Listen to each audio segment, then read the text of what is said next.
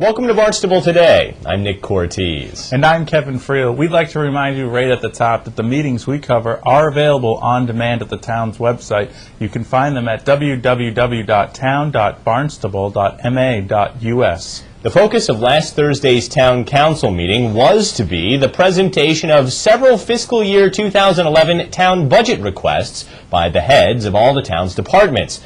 And while that did happen, the town budget was not the main attraction of the evening. That distinction belonged to the Cape Wind project and the Town Council's interest in pursuing further legal action against it in light of some recent determinations handed down by federal regulators. About 10 members of the pro-Cape Wind advocacy group, Clean Power Now, took their turns during public comment urging the council not to spend taxpayer dollars on frivolous lawsuits that would further hold up the project. Here's one such example of what became a common refrain. My name is Ruth Bechtold. I'm a resident of West Barnstable, and I'm also a member of Clean Power Now. I'm the secretary. My family and I have lived in this town for 20 years now, and I respectfully ask this council to refrain from spending any of our taxpayer money on lawsuits aimed at delaying the construction of Cape Wind.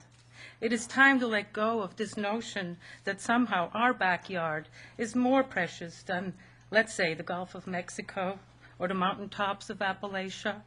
It is our turn to help provide for this nation's energy craving. There is very little proof that any of us are willing to slow down on our energy consumption. And we all know that if we are not ready and willing to cut energy use drastically, we will stay beholden to fossil fuels, foreign countries, and little or no control over our pocketbooks. This earth does not belong to us and our generation alone. We have a duty to preserve it for our children and our grandchildren. Therefore, it is essential that we take the necessary steps to produce energy in a clean and renewable way and move away from the cheap coal and convenient oil. Please do not spend our hard-earned dollars foolishly and make us part of a lawsuit that has no merit. Foresight has never been easy for us humans, for us human beings. It is so much easier to plan just a couple of days ahead.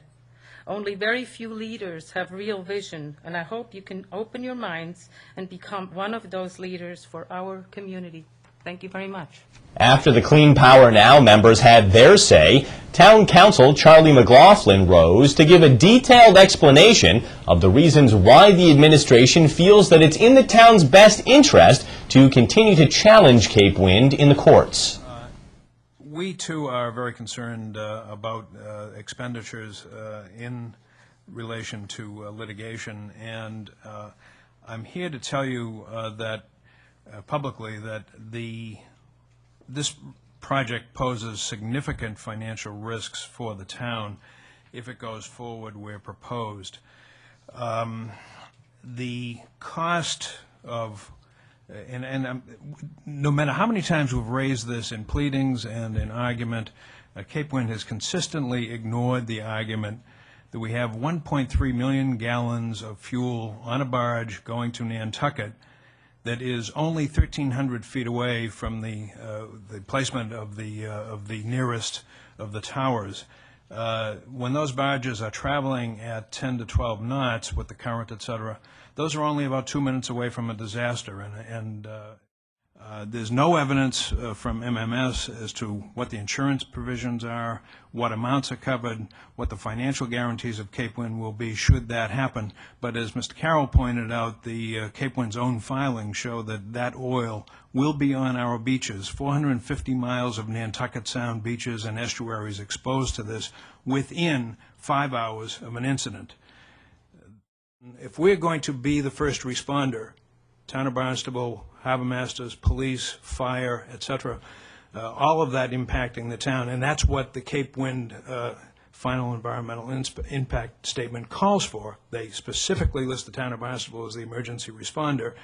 We will have to buy millions of dollars worth of equipment, and it is in that range for all kinds of oil barriers, floating oil barriers, and the like, which coincidentally we're seeing in the Gulf don't work, depending on how low the oil is in the water. But we will need that. We will need boats to deploy that.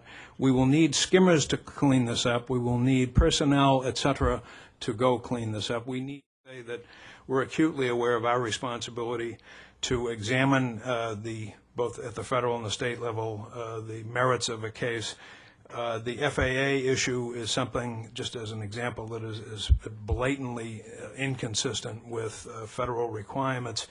The fixes that are proposed, and again, it's the FAA's own study says that fix number one for $1.5 million, probably the consensus seems to be it won't work.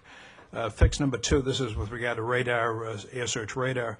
Fix number two that Cape Wind is obliged to pay for at $15 million may be implemented, who knows how long, 6 months to a year after fix one doesn't work.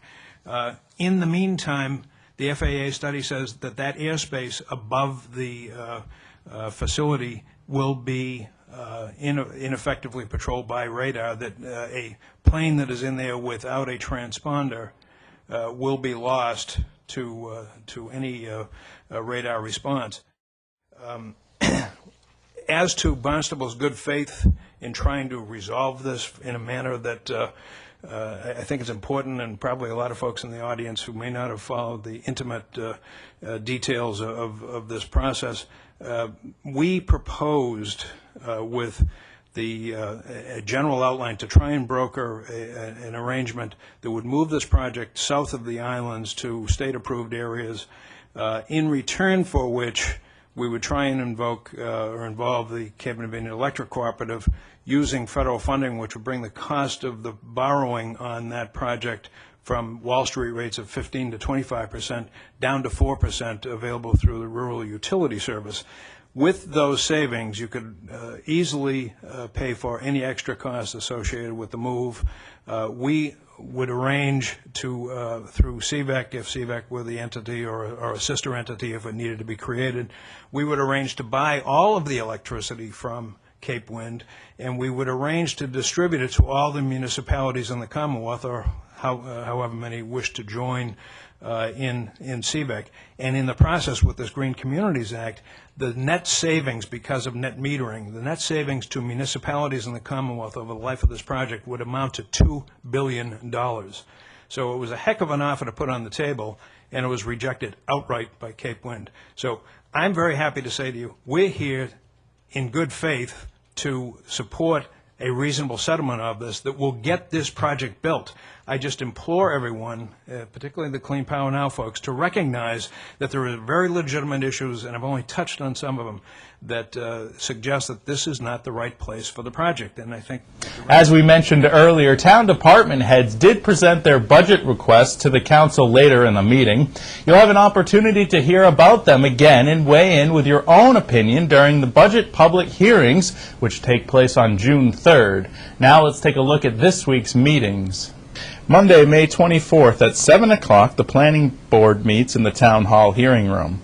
On Tuesday, May 25th at 8 a.m., the Barnstable Economic Development Commission meets in the Selectmen's Conference Room. At 7 p.m., the School Committee meets in the Town Hall hearing room. Also at 7 o'clock, the Waterways Committee meets in the Selectmen's Conference Room. Wednesday, May 26th at 7 p.m., the Zoning Board of Appeals meets in the Town Hall hearing room.